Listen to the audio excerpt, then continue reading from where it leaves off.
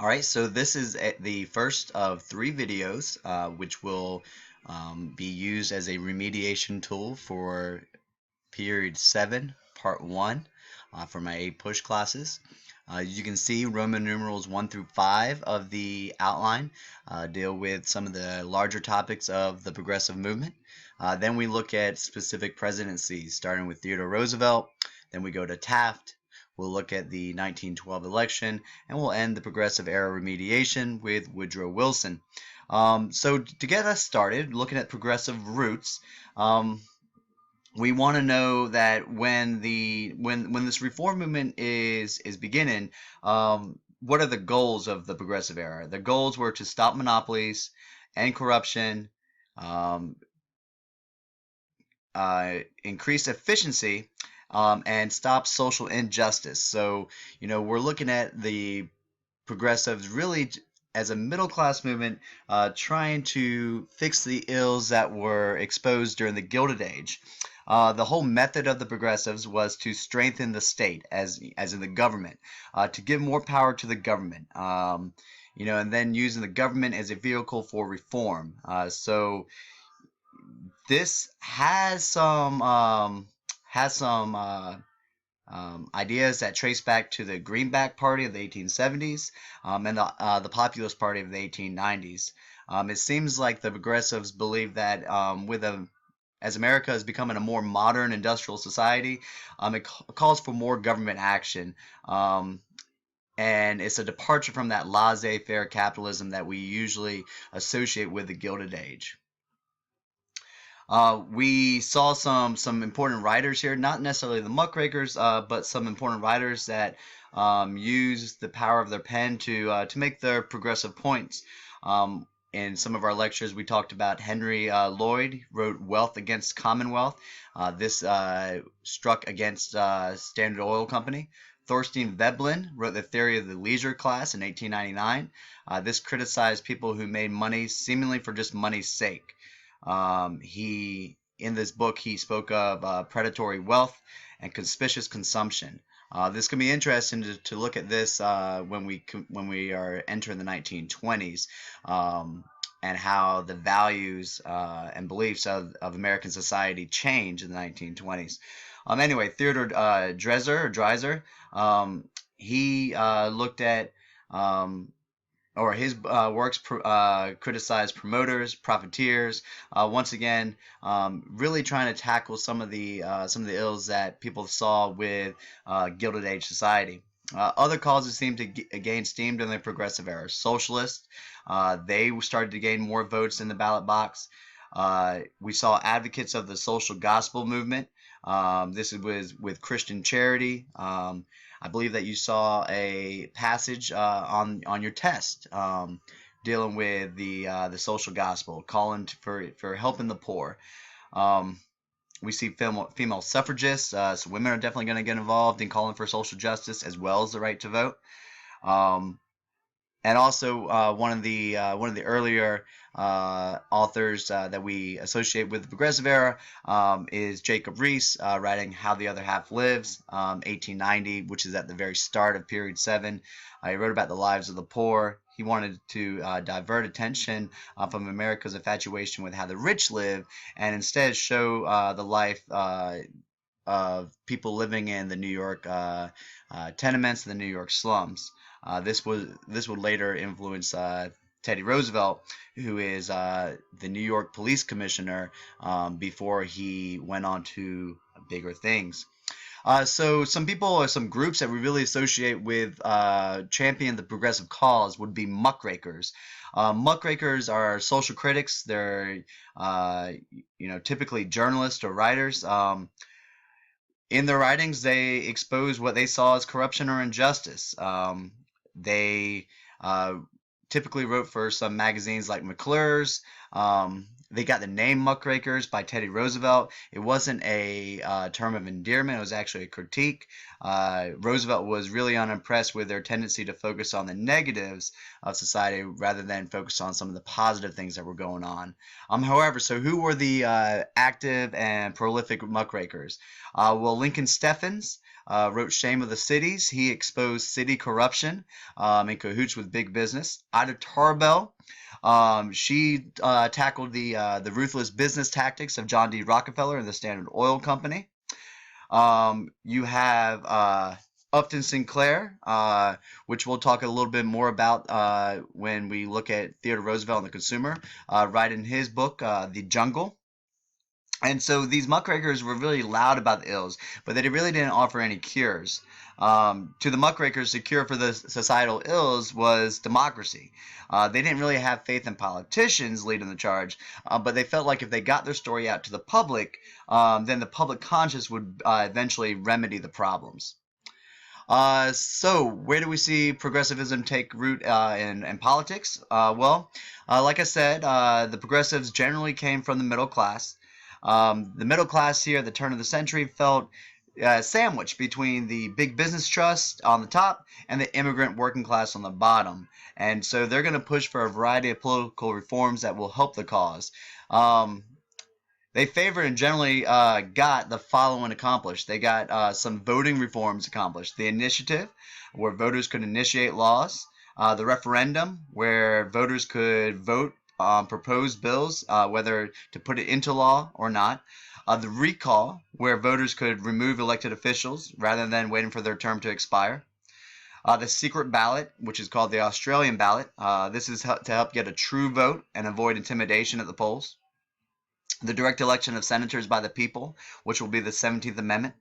And female suffrage. This is going to have to wait a bit, but we'll see that in 1920 with the 19th Amendment. You really will see progressivism get its start and take off more on the local level than on the national level. For instance, in Galveston, Texas, they successfully instituted the city manager system, where you have the city council hire a city manager. And the city manager is a professional trained in their field, and this is to remove corruption, and this is to increase efficiency. You also saw in Wisconsin, led by Robert Lafayette, Wisconsin was able to grab back power from the big businesses and return it to the people. They tackled the utilities companies. They tried to use the academic community to come up with ways to push for progressive reforms and to give more power back to the people. Dealing with women in the progressive era, women were pretty much an indispensable catalyst for the progressives. They couldn't vote. They couldn't hold political office, but they were active nonetheless. Women focused their changes on family-oriented issues such as child labor. We saw some court decisions impact women. The Supreme Court case of Muller versus Oregon in 1908 said that laws protecting female workers were indeed constitutional. We saw a court case that was not necessarily a victory, but instead a loss for women in Lochner versus New York in 1905. In this case, the Supreme Court struck down a 10-hour workday. We saw women reformers really gain speed after the Triangle Shirtwaist Factory fire in 1911. It trapped and killed 146 mostly young women workers. The tragedy gained so much attention that it gave women this momentum. And afterwards, you saw a lot of states pass laws regulating hours and conditions in what you would call sweatshops, and to also pass worker compensation laws. We also saw women look at temperance and alcohol. Alcohol had long been, one of the focuses for women. During the Progressive era, temperance would reach its peak. You have Frances Willard, who is a founder of the Women's Christian Temperance Union. They got a million women to join the cause against alcohol. This Women's Christian Temperance Union was also joined by the Anti-Saloon League. They were well organized, they're well financed, and the results here by 1914, half of Americans lived in dry areas, and we eventually see this movement reach a peak in 1919 with the passage of the 18th Amendment, otherwise known as Prohibition. It banned alcohol sale, consumption, and possession. So looking or shifting our attention now to specific presidents of the progressive era, we're looking at Theodore Roosevelt. Roosevelt came in after McKinley was assassinated. He had gained some prominence during the Spanish-American War as part of the Rough Riders. He's already well known, from his work in New York City and at the New York State level in politics. And he had been moved by the muckrakers and the ideas of the progressives, and so he pursued the three C's: control of the corporations, consumer protection, and conservation of natural resources. One of his first chances to tackle these C's came in 1902 when a strike took place at the anthracite coal mine in Pennsylvania. The workers were striking. They were calling for a 20% pay increase and reduction of work hours from 10 to 9 hours. Throughout the strike, coal supplies dwindled and the nation felt the effects of the coal shortage. So what did Roosevelt do? He calls in strike workers to the White House. He wasn't really impressed with the strike leaders. He threatened to use federal troops to operate the mines. However, at this threat, the owners agreed to go to arbitration. Arbitration was when you have a neutral third party, and the agreements that come out of this meeting are legally binding. And so through this arbitration, the workers were given a 10% increase and the 9-hour day. And so this was pretty big because this is the first time that government steps in, and we see the unions or organized labor benefit from government intervention. Roosevelt goes on. He calls on Congress to form the Department of Commerce and Labor, which it did.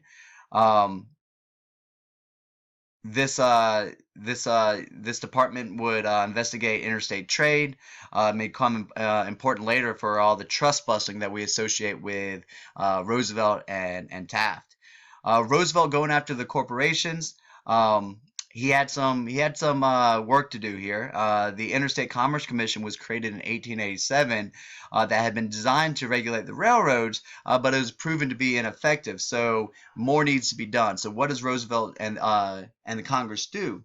Well, they passed the Elkins Act in 1903. This banned and prosecuted rebates awarded by railroaders. They passed the Hepburn Act. This placed restrictions on free passes handed out by the railroads. And Roosevelt, with legislation like this, and some others, like an important court case that we'll talk about here in just a moment, he really gets this reputation of a trust buster. However, this is kind of a misnomer because Roosevelt concluded that there were good trust and there were bad trust. Bad trust had to go. Good trust could stay. One of his targets of a bad trust was the Northern Securities Company run by J.P. Morgan. Roosevelt busted up the Northern Securities monopoly, and this decision is upheld by the Supreme Court. And this was the first time that you saw the U.S. government really effectively enforce the Sherman Antitrust Act and get their decision upheld by the Supreme Court in busting up a monopoly. In all, Roosevelt's going to go after some 40 trusts. But remember, despite his reputation as a trust buster, he allowed the good trust to survive. He believed that his actions against the bad trust would prevent the good ones from going astray. Taft is Roosevelt's successor. He's actually going to be more of a trust buster than TR. He actually bust up more trust in 4 years than Roosevelt's going to do in 7 years. Stay tuned for the next video. I don't want to get cut off here, so stay tuned for the next video, and we'll finish up the progressive presidents.